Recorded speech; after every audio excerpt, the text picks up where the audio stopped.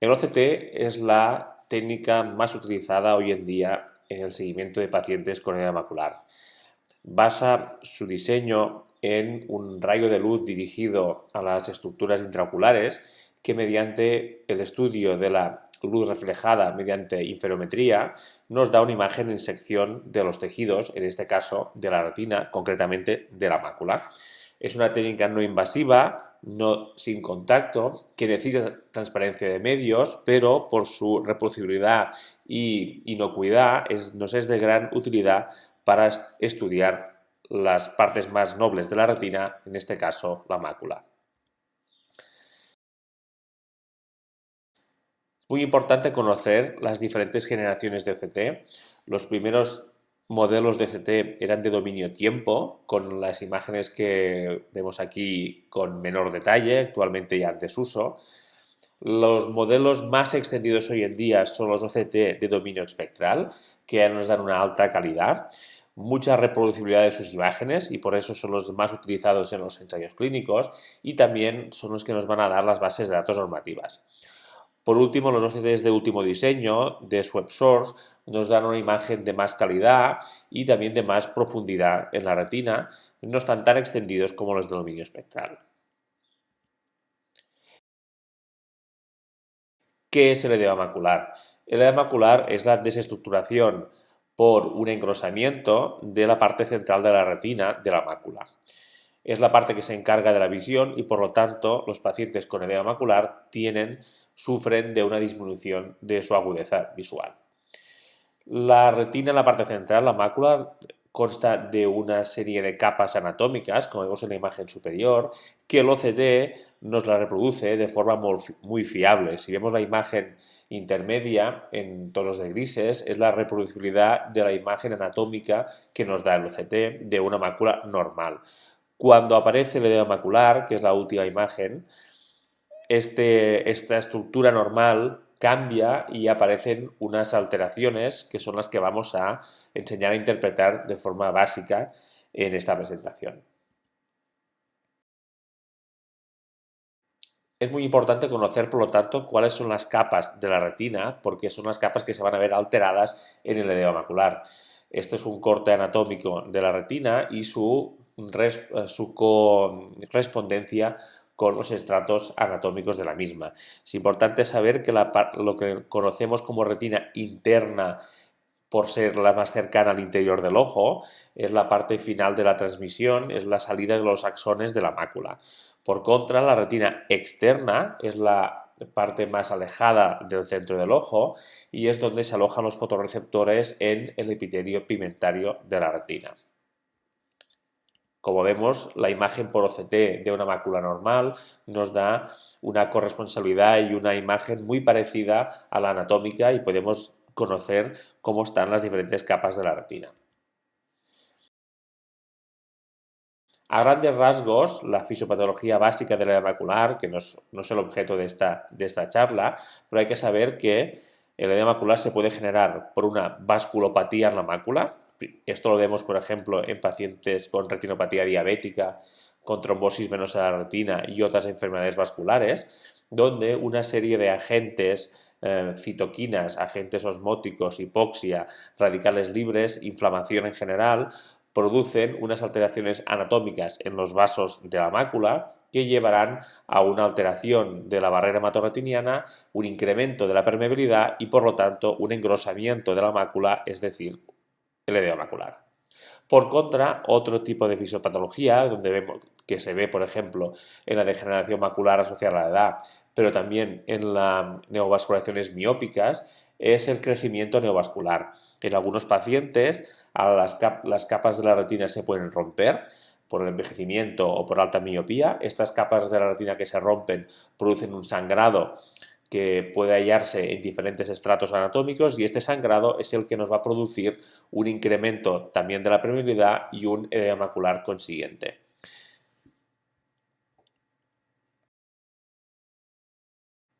Vamos a dividir los diferentes datos para analizar en datos cuantitativos y cualitativos.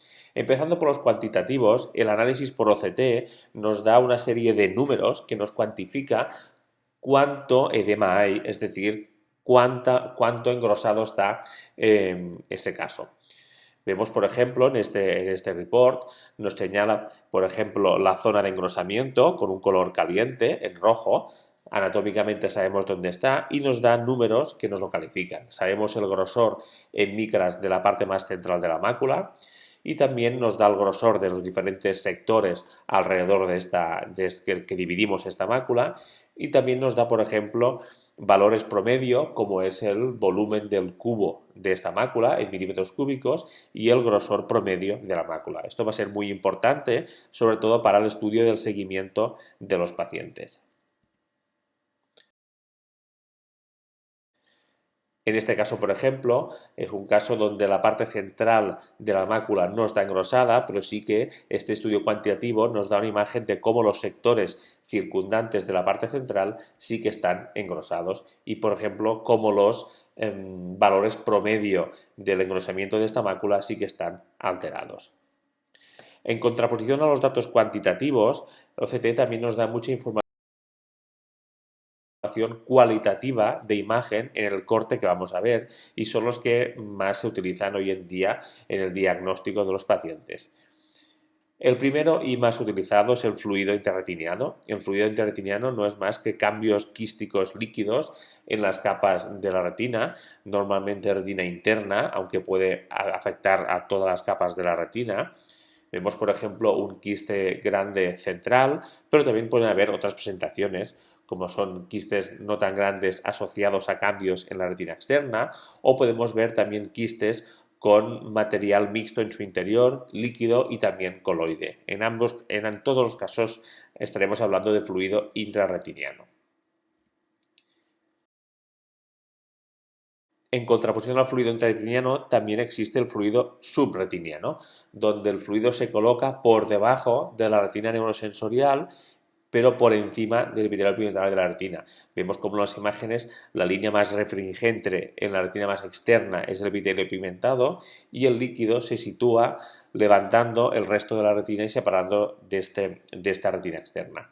Hay casos muy fáciles de diagnosticar, pero hay otros donde este líquido subretiniano no es tan notable y tiene una presentación más silente, unas líneas más finas. Y en algunos casos, por ejemplo, puede presentarse de forma combinada también con líquido intrarretiniano. Como podemos ver en esta imagen, hay líquido subretiniano y también hay líquido intrarretiniano en forma de estos diferentes quistes. Esta alteración del líquido subretiniano puede presentarse también en vasculopatías, en enfermedades de la mácula vascular como retinopatía diabética y trombosis retina, aunque es muy frecuente también de la degeneración macular porque al ser una enfermedad más de la retina externa. Otro elemento a tener en consideración es el engrosamiento difuso de la retina. El engrosamiento difuso de la retina implica que toda la mácula está engrosada, pueden existir algunos quistes y pueden existir algunos signos de fluido subretiniano, pero lo que vemos es un engrosamiento general de la retina y esto es muy frecuente en retinopatía diabética, pero también en trombosis de la retina y menos frecuente en degeneración macular.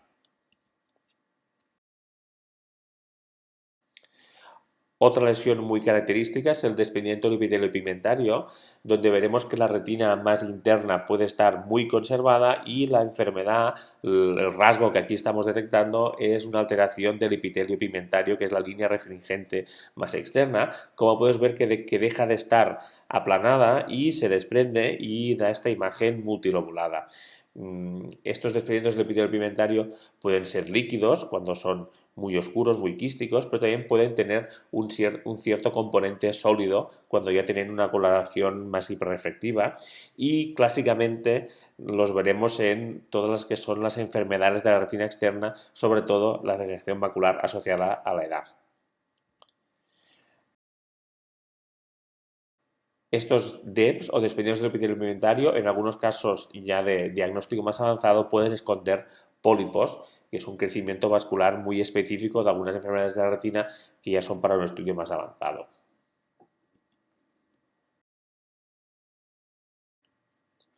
Otro ítem importante de forma cualitativa son los puntos hiperreflectivos dentro de la retina. Los puntos hiperreflectivos dentro de la retina pueden tener un origen diferencial. Los más frecuentes son los exudados lipídicos, que son agrupaciones hiperreflectivas brillantes en el interior de la retina que en el fondo del ojo coincidirán con exudados lipídicos, pero también nos podemos encontrar con puntos más finos, más aislados, que no se agrupan tanto y que no son exudados lipídicos, sino que se cree que son agrupaciones inflamatorias dentro de la retina. Esto, tanto los exudados lipídicos como los puntos inflamatorios son típicos de las enfermedades vasculares de la mácula, como hemos dicho, retinopatía diabética y trombosis venosa de la retina los más frecuentes.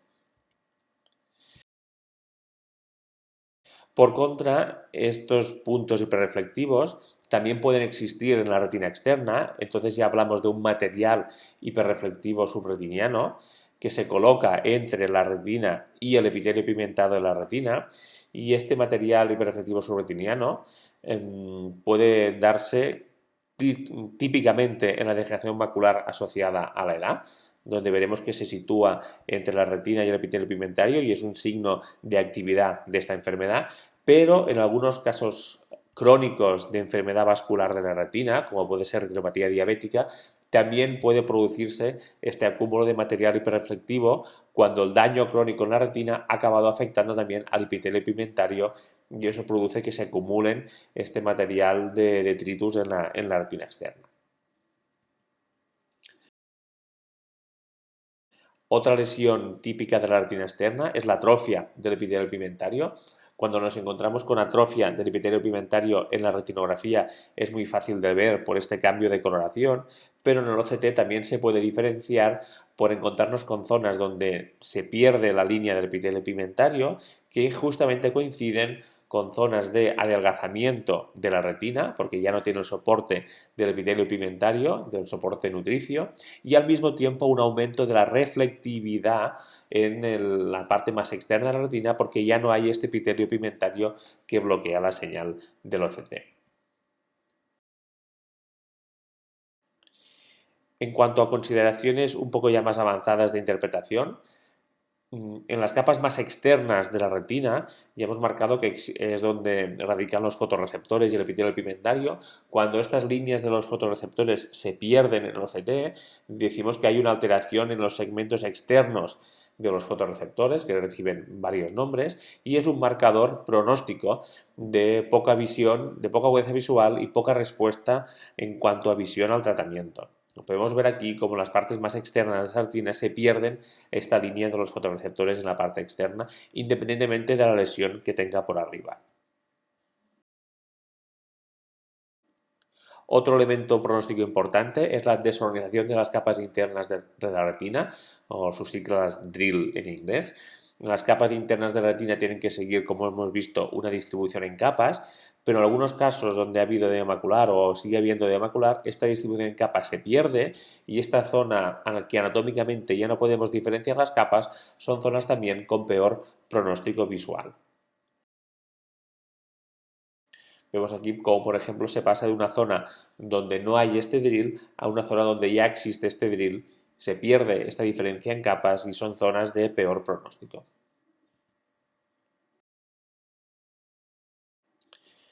Por último, las alteraciones de la interfase vitreomacular pueden provocar también edema macular. Y aquí estaremos hablando de las tracciones del vítreo sobre la mácula o bien la existencia de una membrana entre la mácula y el vítreo. Estas tracciones a veces pueden provocar engrosamiento por propio efecto mecánico de la tracción del vítreo y en otras situaciones la tracción se origina en esta membrana plana sobre la retina que no tracciona directamente, sino que digamos que arruga y provoca un engrosamiento de la retina y por lo tanto un edema macular. Estos casos son frecuentemente tributarios de cirugía para poder liberar estas tracciones y liberar el componente de engrosamiento. En algunos casos, sin embargo, estos casos no son tan sencillos y tan directos y nos podemos encontrar contracciones que puedan tener un papel en un edema macular, pero tracciones no tan importantes y que haya un componente quístico también asociado. Nos podemos encontrar con tracciones que, aunque se puedan ver bien, no provoquen un gran engrosamiento, sino que provoquen cambios quísticos. Y por último, nos encontramos con tracciones grandes que llegan incluso a arrugar la retina. Eso hace que cuando nos encontramos con alteraciones de la interfase vitreomacular, este dato cualitativo tenga una gran importancia en cuanto al tratamiento, porque quiere decir que la cirugía puede tener un papel, pero en casos mixtos puede ser que también tengamos que optar por otros tratamientos no quirúrgicos, como podría ser la terapia intravitreal.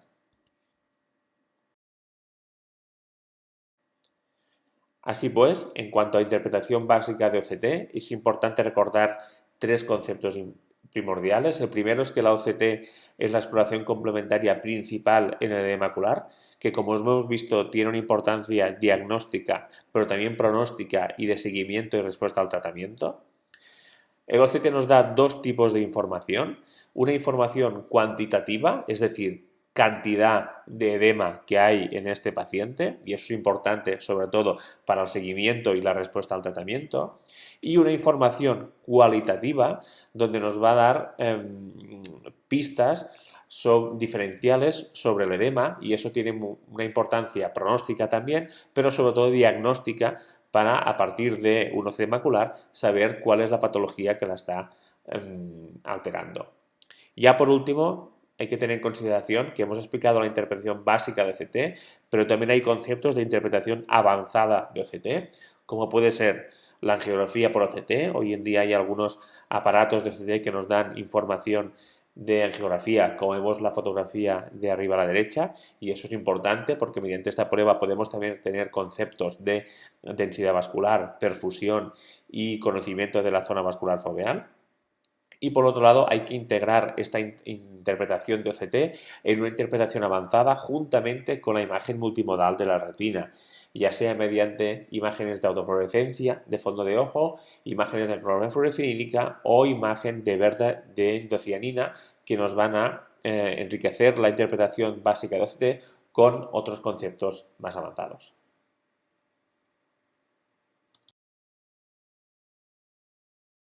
En este vídeo vamos a comentar cómo podemos ver en el OCT el síndrome de tracción vitreomacular, también conocido como síndrome de adhesión vitreomacular sintomática. Y lo haremos, como hemos dicho, viendo un OCT a partir del ejemplo de un caso clínico. En el OCT vemos como la hialoides posterior se encuentra parcialmente desprendida y al llegar a la zona macular hay una adhesión fuerte que provoca tracción de la zona macular. Esto altera morfológicamente la zona y vemos un engrosamiento con pérdida del perfil foveolar, tracción sobre la limitante interna y edema macular quístico. Esta imagen es la que constituiría el síndrome de tracción vitreomacular o síndrome de adhesión vitreomacular sintomática. Este síndrome se definiría como un trastorno potencialmente significativo visualmente en la interfaz vitreoretiniana, caracterizado por un desprendimiento vítreo posterior incompleto con el vítreo persistentemente adherido y que ejerce una tracción permanente sobre la mácula, produciendo alteraciones morfológicas y la consiguiente disminución de la agudeza visual. Normalmente la hialoides posterior está aposicionada, no adherida sobre la superficie interna retiniana, en concreto sobre la membrana limitante interna. Y aunque no esté adherida, sí que existen unas zonas en las cuales la hialoides tiene una mayor adherencia, una adherencia fisiológica. Una de estas áreas es el área de Marteggiani, que es la unión posterior del vítreo a la papila del nervio óptico y que fue descrita por Marteggiani en 1814. En el desprendimiento de vítreo posterior, este área puede ser visible en la oftalmoscopía dando el signo del anillo de Weiss o del reflejo arciforme de Weiss, en el caso de que el anillo sea incompleto. De hecho, este signo es patognomónico de desprendimiento de vítreo posterior. Otra zona de adherencia fisiológica fuerte es la base de vítreo. Y también en la zona macular puede existir una mayor adherencia de tipo fisiológico, pero suele ser de menor intensidad que las anteriores y se desprende con facilidad cuando se produce el desprendimiento vítreo posterior. Pero es en los casos en los cuales esta adherencia fisiológica es mayor en los que se va a producir el síndrome de tracción vitreomacular. Aparte de estas adherencias fisiológicas, podemos encontrar una serie de adherencias patológicas en algunos casos, generalmente asociadas a áreas de degeneración vitreoretiniana, como puede ser la degeneración retiniana periférica en empalizada. Estas zonas son lesiones predisponentes de desprendimiento de retina, pues se asocian adherencias vitreoretinianas patológicas mayores con degeneraciones o lesiones retinianas que hacen que la retina en esta zona sea más frágil. En estas áreas tenemos el cóctel de una mayor tracción vitreoretiniana junto con una debilidad, una alteración estructural de la retina, que hace que estas zonas sean lesiones predisponentes del desprendimiento de retina. Si recapitulamos, estamos enfrente de un caso clínico de un paciente que está sufriendo un desprendimiento de vítreo posterior, que la hialoides posterior se halla parcialmente desprendida y que existen unas adherencias importantes vitreoretinianas en la zona macular. Estas adherencias me están produciendo tracción que produce alteración morfológica que podemos ver de forma clara en la tomografía de coherencia óptica. De hecho, el avance de la tomografía de coherencia óptica nos está permitiendo conocer qué está ocurriendo en la interfase vitreoretiniana y comprender mejor la patogenia de este síndrome. ¿Cuál es la clínica? ¿Qué síntomas va a presentar el paciente? El principal síntoma es la disminución de la agudeza visual. También el paciente puede manifestar metamorfopsia, micropsia, fotopsias y miodesopsia. Las complicaciones del desprendimiento de vítreo posterior son raras, pero pueden llegar a afectar a un 15% de las personas con desprendimiento de vítreo posterior. Si se ha producido un síndrome de tracción vitreomacular, ¿cuáles son sus complicaciones? ¿Cuáles son las complicaciones propias de este síndrome? La primera, el edema macular quístico, que puede evolucionar hacia el agujero macular, tanto lamelar como de espesor completo. También nos puede producir una retinosquisis macular, una foveosquisis. Y también se han descrito desprendimientos de retina traccionales maculares. En algunas ocasiones podemos encontrar asociada una membrana epirretiniana macular y los desgarros retinianos, que son una de las complicaciones del desprendimiento de vítreo posterior. En cuanto al tratamiento, la primera opción es un tratamiento expectante, la observación, ya que en muchos casos el síndrome de tracción vitreomacular se resuelve espontáneamente. Otra opción es la vitrectomía. Mediante cirugía eliminar esta tracción vitreoretiniana. La tercera opción sería una opción médica. Sería la administración mediante inyección única intravítrea de ocriplasmina. La ocriplasmina ejerce una actividad proteolítica frente a los componentes proteicos del cuerpo vítreo y de la interfase vitreoretiniana, generalmente sobre la laminina, la fibronectina y el colágeno. Y tiene el objeto de disolver la matriz proteica responsable de la adherencia vitreomacular anómala.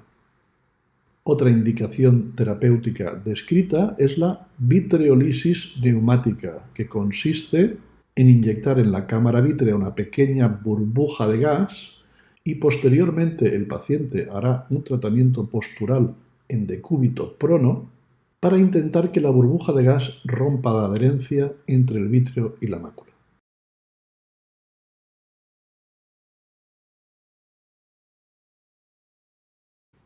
Muchas gracias por vuestra atención.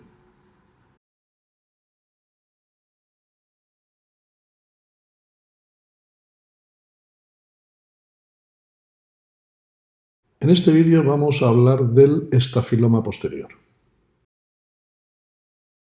El estafiloma posterior consiste en la ectasia escleral posterior que conlleva un aumento del diámetro anteroposterior ocular, del diámetro axil ocular.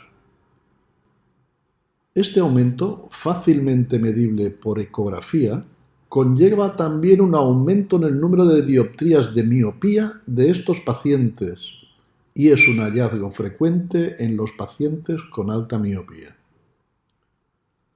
La línea roja intenta representar la curvatura posterior de un ojo normal para poder observar la rectificación posterior provocada por el estafiloma y el aumento de la distancia anteroposterior. Ahora veremos varias ecografías en las que se puede ver con claridad el estafiloma posterior, esa ectasia que constituye el área de protusión de la pared ocular posterior por adelgazamiento y expansión de la misma, y que ocurre de forma gradual. Se ha descrito que en estos casos existe una disposición alterada de las fibras de colágeno de la esclera, además de inmadurez de sus estructuras histológicas. Se asocia a varios tipos de lesiones como la atrofia crorretiniana, rupturas de la membrana de Bruch que constituyen las estrías angioides, neovascularización coroidea, retinosquisis macular, que en este caso miópico es una foveosquisis miópica, y también el agujero macular. Estas lesiones, por su localización, tienen una importante repercusión en la visión del paciente. Según su extensión, se han descrito 4 tipos fundamentales de estafiloma. El primer tipo afectaría fundamentalmente la zona macular por dentro de las arcadas. El segundo tipo sería el primero más la afectación del nervio óptico, ha aumentado el tamaño. El tercer tipo sería la zona macular, nervio óptico y también las arcadas vasculares. Y el cuarto tipo sería un estafiloma peripapilar gigante, similar al descrito anteriormente, pero con un mayor tamaño. En estas retinografías vemos sendos estafilomas posteriores que no llegan a afectar al nervio óptico. Corresponderían al primer tipo que hemos descrito en la clasificación anterior. Aunque la retinografía es una imagen bidimensional y no se puede percibir de forma clara la profundidad, sí que podemos ver los signos indirectos de hundimiento del límite escleral posterior. Podemos apreciar el borde del estafiloma marcado con las flechas, a partir del cual aumenta la profundidad de forma abrupta. Vemos como en esta zona del borde los vasos retinianos se angulan y se dirigen hacia el fondo del estafiloma. El estafiloma posterior tiene una gran relación con la foveosquisis miópica. Esta es una condición que se comunicó en 1999 por Takano y Kishi para describir la separación de las capas internas de la mácula en pacientes con alta miopía y estafiloma posterior. Los estudios con OCT mostraron que esta condición es potencialmente una retinosquisis con o sin desprendimiento de retina foveal. Su patogénesis es aún controvertida, sin embargo, varios factores parecen contribuir a su aparición, como la adhesión del córtex vítreo, la membrana epirretiniana, la rigidez de la membrana limitante interna y la tracción microvascular retiniana. Podemos ver aquí la tomografía axial computerizada de un caso clínico de un paciente con miopía patológica, estafiloma posterior, membrana epirretiniana e importante foveosquisis miópica. Muchas gracias por vuestra atención.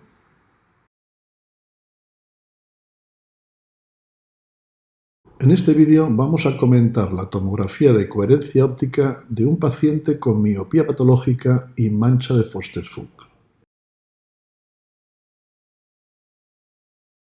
Aquí podemos ver la tomografía de coherencia óptica de este paciente con miopía patológica, en la que apreciamos un estafiloma posterior, una membrana epirretiniana macular y neovascularización coroidea, visible como una lesión subretiniana hiperreflectante con fluido intrarretiniano.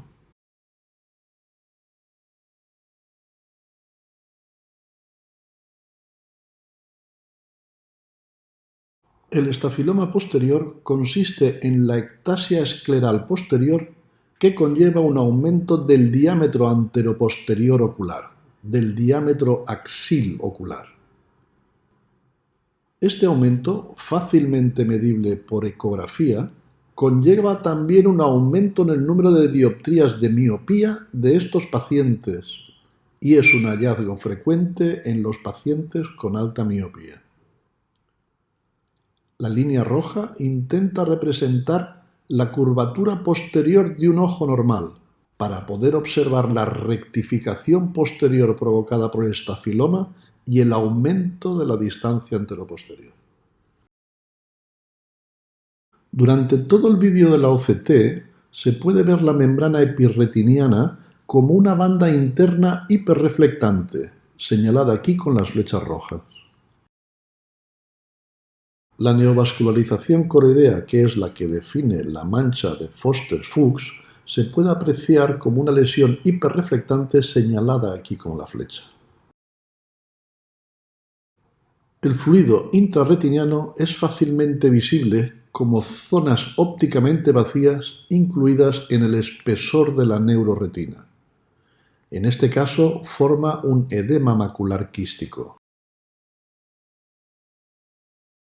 Muchas gracias por vuestra atención.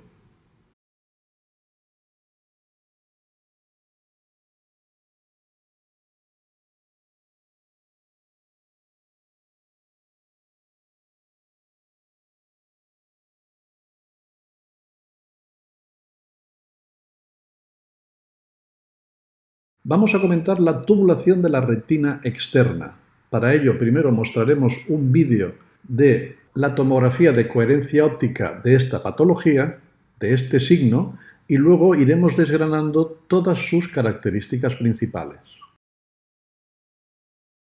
En este caso podemos apreciar una importante placa de atrofia de fibrosis subretiniana macular, un epitelio pigmentario retiniano en esta zona atrófico o muy degenerado, y estas formaciones en la retina externa, en la capa nuclear externa, en forma circular, ovoidea o de sección tubular.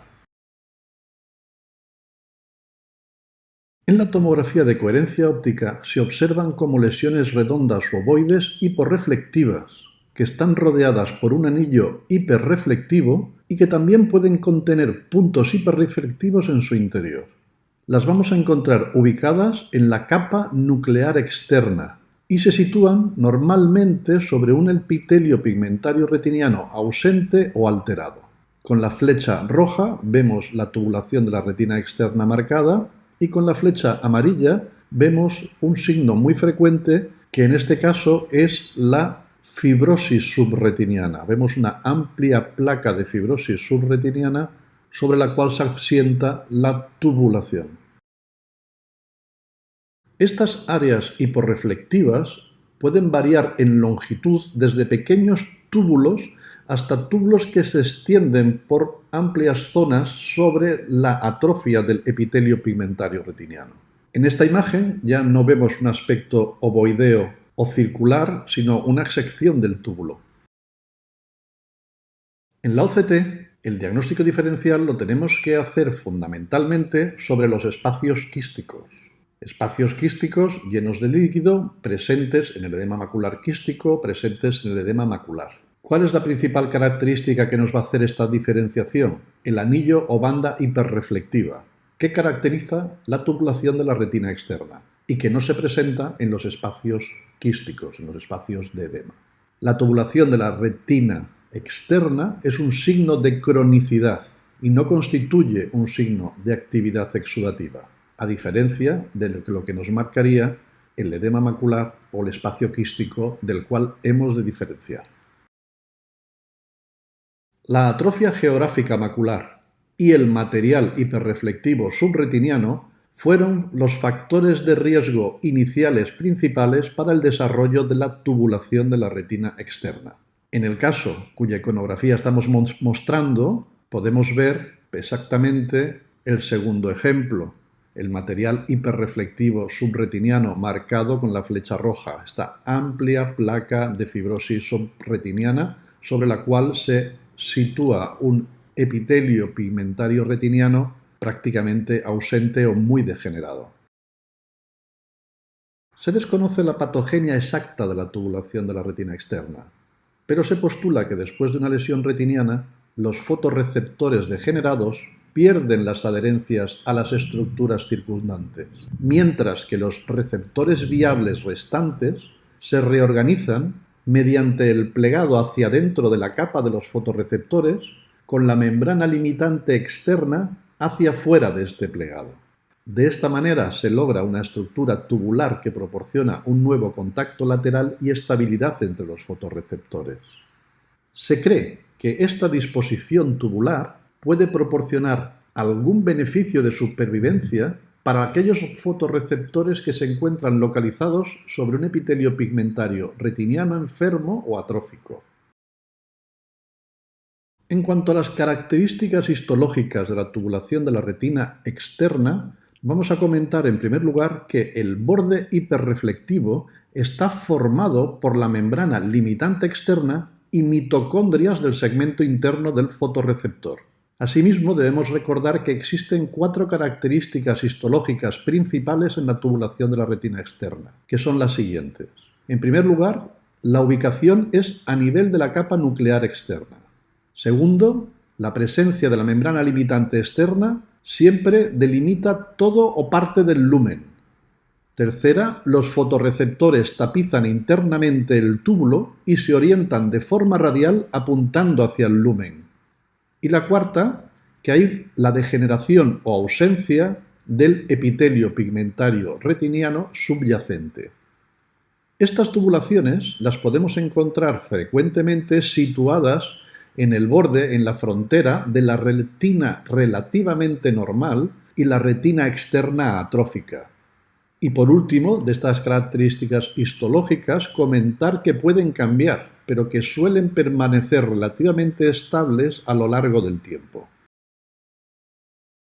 Aunque la tubulación de la retina externa se ha relacionado fuertemente con la degeneración macular asociada a la edad neovascular y la DMAE avanzada con atrofia geográfica, se ha relacionado también con todas las patologías que se exponen en esta diapositiva.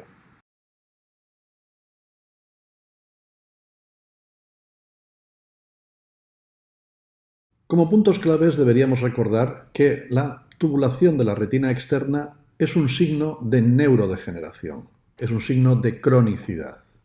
Generalmente permanece estable a lo largo del tiempo y es importantísimo el realizar el diagnóstico diferencial. Hay que reconocer esta entidad, ya que las lesiones quísticas ovoides pueden malinterpretarse como la presencia de líquido de edema intrarretiniano, lo que induciría al inicio de un tratamiento que en el caso de la tubulación de la retina externa no es necesario.